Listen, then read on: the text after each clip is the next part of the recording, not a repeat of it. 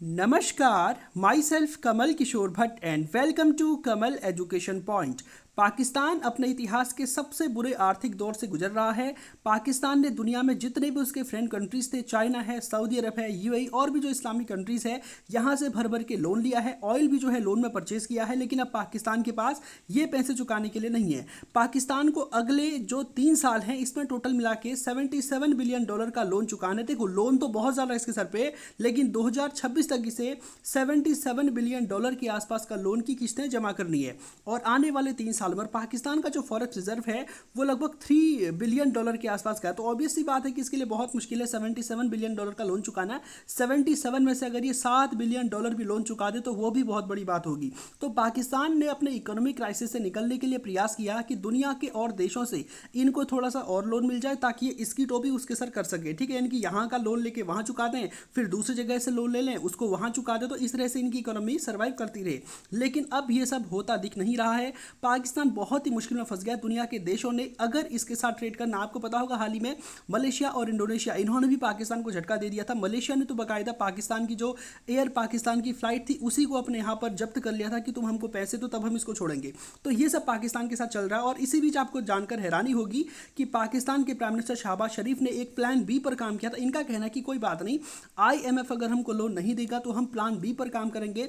China को जो हमको लोन चुकाना है, हम चाइना को उसका लोन चुकाएंगे और वो पैसे चाइना से वापस प्राप्त कर लेंगे। तो ये प्लान भी था, ये भी सक्सेस नहीं हुआ था। इसके बाद उन्होंने प्रयास किया कि कोई बात नहीं, IMF के साथ अगर हमारी डील साइन नहीं होती तो हम एक काम करते हैं, एक पेरिस क्लब नाम की एक दूसरी संस्था दुनिया में है, ठीक है, जिसकी समिट आप जानते हैं हाल ही में हुई थी 2-4 दिन पहले, जिस पर मैंने एक सेशन भी किया था।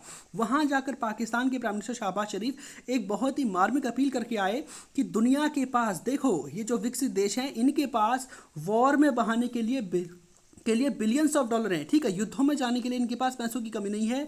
एक बाढ़ से प्रभावित जो पाकिस्तान है उसके लिए इनके पास पैसे नहीं, जबकि युद्धों में जाने के लिए इसके पास पैसे हैं। आपको पता होगा कि पिछले साल एक तो कोरोना आया, उसकी वजह से पाकिस्तान की आर्थिक हालत और ज़्यादा खराब हुई। दूसरा, इकोनॉमिक जो है यहाँ पर इतना ज़्यादा, जो एक तरह से आप देखेंगे कि पॉलिटिकल इंस्टेबिलिटी इतनी ज़्यादा। अभी हाल ही में पाकिस्तान में पहले इमरान खान की सरकार थी, उससे पहले नवाज शरीफ की सरकार थी, अब शहबाज शरीफ आ गए हैं। और वहाँ पर जो है पॉलिटिकली एक स्टेबल गवर्नमेंट वहाँ पर नहीं है। एक स्टेबल गवर्नमेंट जब कभी होती है तो अपनी नीतियां तैयार करती है लॉन्ग टर्म के हिसाब से और उस हिसाब से काम करती है। और पाकिस्तान में आप जानते हैं कि आर्मी का बहुत बड़ा दखलंदाजी वहां पर। आर्मी ने, आपको पता होगा कि हाल ही में जब आर्मी के प्रतिष्ठानों पर अटैक हुआ था तो उसके आरोप में पाकिस्तान ने अपने 3 जो मेजर जनरल हैं उसको बर्खास्त कर दिया है और 15 और जो पाकिस्तान के आर्मी के बड़े ऑफिसर थे इन पर कार्रवाई की है। और इस सब को लेकर पाकिस्तान में फिर से विवाद की स्थिति उत्पन्न हो गई है।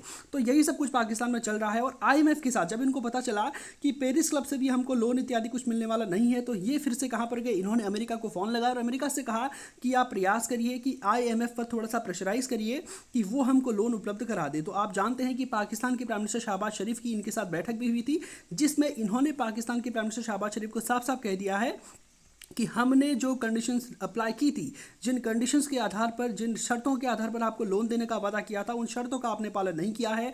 आपने अपने बजट में बहुत बड़ी तादाद में लोक लुभावने जो है वादे किए हैं अपने लोगों के साथ, और इसके लिए बहुत सारा पैसा आप खर्च करने की बात कर रहे हैं, अपने लोगों को सब्सिडी दे रहे हैं। जबकि देखो, किसी भी कंट्री को फ्री में कोई चीज़ अवेलेबल नहीं करानी चाहिए। ठीक है, या तो वो कंट्री उतना ही बड़ा हो तब तो ठीक है। अब अगर आप कह देंगे हम तुमको फ्री में बिजली देंगे, फ्री में पानी देंगे, ठीक है, अभी 1-2 साल तो दे देंगे, लेकिन अगर आपका रेवेन्यू खत्म होगा तो उससे लॉन्ग टर्म में उस देश के लोगों को ही जो है महंगाई के रूप में उसका भुगतान करना पड़ता है। ठीक है, तो इन्होंने साफ साफ कह दिया कि जो तुम बजट इस बार का लेके आए हो, इसमें साफ साफ है कि हमको ये बात स्पष्ट हो गई है कि आप चाहते ही नहीं हो कि जो आपके यहाँ पर जो दिवालियापन चल रहा है, जो इकोनॉमिक क्राइसिस चल रहा है, उससे निकलना। आपके यहाँ पर सीधा सीधा पॉलिटिक्स हो रही है और आपने हमारे साथ धोखा दिया है। हमने आपको बोला था कि आप अपने यहाँ पर सब्सिडी देना बंद करो, जो इलेक्शन के जो लोक लुभावने वादे होते हैं, हम अपने बेरोजगारों को बेरोजगारी भत्ता देंगे, ये करेंगे, वो करेंगे, इस तरह की चीज़ों को मत करो। अपना डिफेंस बजट जो है उसको कम करो और हम जो आपको लोन प्रोवाइड करेंगे इसे आप दुनिया के किसी दूसरे देश को लोन की किस्त चुकाने के रूप में नहीं देंगे। तो ये सब कुछ बहुत सारे रिस्ट्रिक्शंस हैं जिस पर मैं बहुत सारे वीडियो ऑलरेडी बना चुका हूँ। लेकिन पाकिस्तान ने अपने बजट में क्या किया था कि ये सबको अंडर एस्टिमेट किया था। इन्होंने कहा था कि हाँ, हमने सारे के सारे वादे IMF के पूरे कर लिए, लेकिन एक्चुअल में ऐसा कुछ हुआ नहीं था। तो जब IMF से इनको काफ़ी जोर आया तो अब इन्होंने क्या किया, अपने बजट को रिवाइज किया। यानी कि इन्होंने क्या किया था, पहले अपना बजट पेश किया था जिस पर IMF ने आपत्ति जताई थी कि हम आपको लोन नहीं देंगे इसके आधार पर।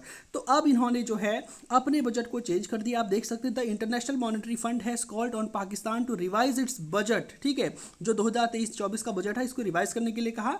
तो उसके बाद ही हम आपका लोन पास करेंगे। तो पाकिस्तान के आप देख सकते हैं इशहाक डार जो पाकिस्तान के फाइनेंस मिनिस्टर हैं, इन्होंने 14.48 ट्रिलियन का बजट जो है पेश किया था। अब आप सोच रहे होंगे 14.48 ट्रिलियन, हमारी इकोनॉमी तो 3.75 ट्रिलियन है, पाकिस्तान की 14.48 है। नहीं, ऐसा नहीं है। भारत की जो इकोनॉमी 3.75 में कह रहा हूँ, ये डॉलर्स में है, ठीक है। ये पाकिस्तान का रुपया, $1 के मुकाबले पाकिस्तान का रुपया हाल ही में 295 क्रॉस कर गया था। अभी एग्जैक्ट वैल्यू इसकी क्या है वो तो मुझे नहीं बताया, लेकिन 250 से 300 के बीच में ही रह रही है।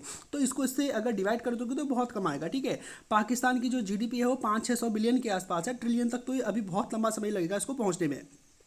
तो इन्होंने अपना रिवाइज बजट अब जारी किया है, जिसमें जो इनके लोक लुभावने वादे थे, जो सब्सिडी इत्यादि थी, सब कुछ इन्होंने खत्म कर दिया है और कुछ नए करों को अपने देश पर लाद दिया है। अब इनका कहना कि आईएमएफ से हमको लोन मिल जाएगा, लेकिन फिर से प्रॉब्लम क्रिएट हो गई है कि अब इनके पास बस 3 ही दिन बचे हैं। आज 28 तारीख है, इसके बाद 29 आएगी, फिर 30 आएगी। 30 तारीख को ये जो आईएमएफ की जो सुविधा है, एक तरह से पैसे लैप्स हो जाएंगे, क्योंकि पैसे जो सैंक्शन होते हैं वो एक निश्चित समयांतराल के लिए सैंक्शन होते हैं, और अगर उस समय तक वो पैसे नहीं आते हैं तो फिर वो लैप्स होकर वापस चले जाते हैं। फिर पाकिस्तान को नए सिरे से आईएमएफ के साथ पैक्ट करना पड़ेगा। आप देख रहे हैं कि पाकिस्तान की जो सरकार है वो 30 तारीख तक आईएमएफ से जो उनकी जो किस्त है अगली $1.2 बिलियन की, वो ले पाती है या नहीं ले पाती है। आईएमएफ कन्विंस हो पाता है कि नहीं जो पाकिस्तान ने अपने बजट को रिवाइज किया इसको लेकर। और आने वाले समय में इस पर बहुत सारे अपडेट्स आएंगे, जिस पर मैं अपडेटेड वीडियोस लाता रहूँगा। तो आज के सेशन में बस इतना ही है। आपके इस पूरे मामले को लेकर क्या विचार है, कमेंट बॉक्स में जवाब दीजिएगा। तो आज के सेशन को यहीं पर समाप्त करते हैं। धन्यवाद।